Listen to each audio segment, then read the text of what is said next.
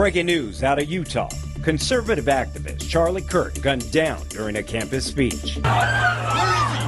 Witnesses. A portrait of a provocateur. Tonight we look at a figure who defined a new era of political discourse. Charlie Kirk was a name that evoked strong reactions. To his supporters, he was a fearless conservative warrior. To his detractors, a polarizing provocateur. He burst onto the scene by harnessing social media. Born in Arlington Heights, Illinois. At 18, he founded Turning Point USA in 2012. The mission: identify, educate, and organize students. This simple idea grew into a behemoth, a multi-million-dollar operation, present on thousands of university campuses, making him one of the most influential young conservatives. He spoke their language: memes, viral videos, energetic events. He hosted a popular radio show, wrote best-selling books, became a fixture on cable news, always ready with a sharp soundbite. His influence shaped the political identity of countless young Americans. Charlie Kirk was more than a commentator, a cultural phenomenon. He represented a seismic shift in modern political organizing.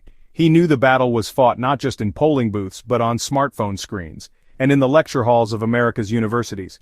His rise proved this new reality, and his methods changed the playbook for political activism, always engaging with supporters, building his movement person by person. His story: ambition, controversy, relentless drive to be at the center of the national conversation. For better or for worse, he had fundamentally changed American political discourse. But on September 10, 2025, that voice would be silenced forever.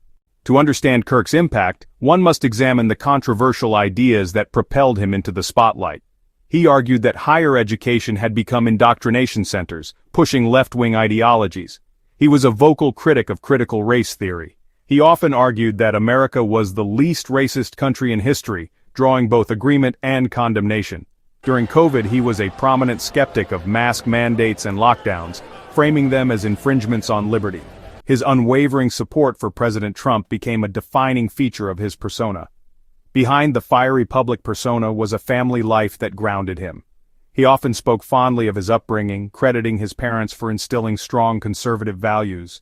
His relationship with his wife Erica, whom he married in 2021, added another dimension to his public life.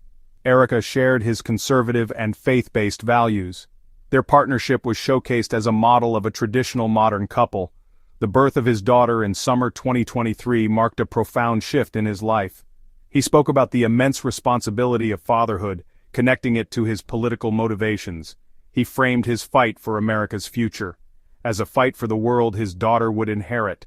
This narrative resonated powerfully with supporters who shared his anxieties about the country's direction.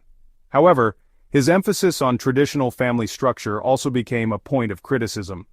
Opponents argued his idealized portrayal excluded other family structures that didn't fit his mold. They contended his political stances often undermined policies supporting other types of families.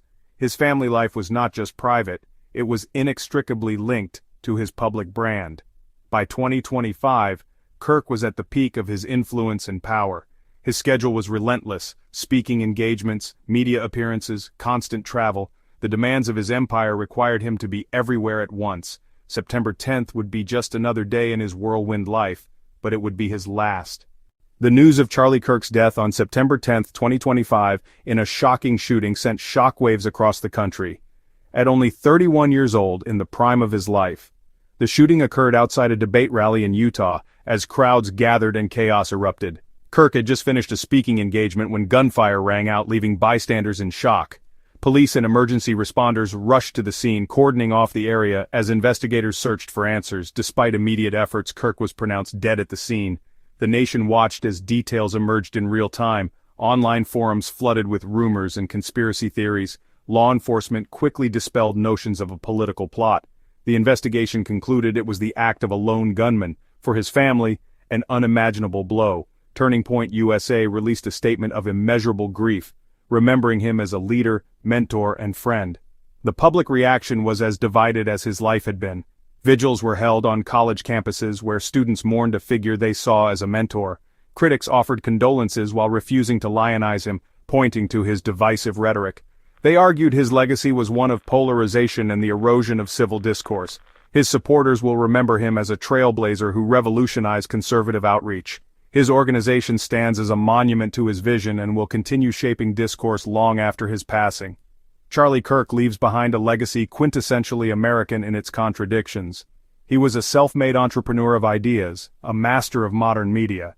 Yet his methods often deepened the very divisions he claimed he wanted to mend.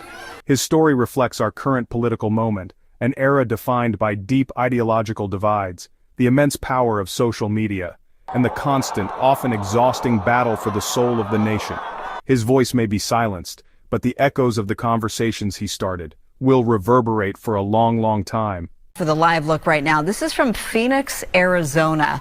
This is Air Force 2. You're seeing seemingly a crew member there with the door open, ajar. Now, this just landed from Utah. This plane, Air Force 2, is carrying Charlie Kirk's body right back to his hometown. Now, Kirk was born in Chicago, but Arizona is where he built a life with his wife, Erica, and 2 children. Funeral services for Kirk have yet to be announced, but J.D. Vance, the Vice President of the United States, accompanying the casket carrying Charlie Kirk's body on Air Force 2, landing in Phoenix, Arizona not long ago.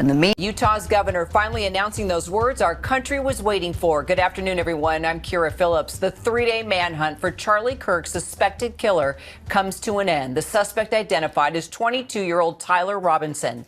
Officials saying Robinson's father recognized him as the person of interest and told his son to turn himself in. They say Robinson refused at first, but later changed his mind and was arrested with the help of the family's youth pastor, who is also a U.S. Marshals Task Force officer. It all happened in St. George, Utah, about 260 miles from where Kirk was killed. Authorities say Robinson was perched on a rooftop more than 100 yards from Kirk when he fired that single shot at the conservative activist as he was speaking on the campus of Utah Valley University. They say family members describe Robinson as becoming more political in recent years and had talked with his family about not liking Kirk's views. 31-year-old Kirk had become a major figure in the conservative youth movement and was even known as the Trump whisperer. The president and the governor of Utah reacting to Robinson's arrest this morning.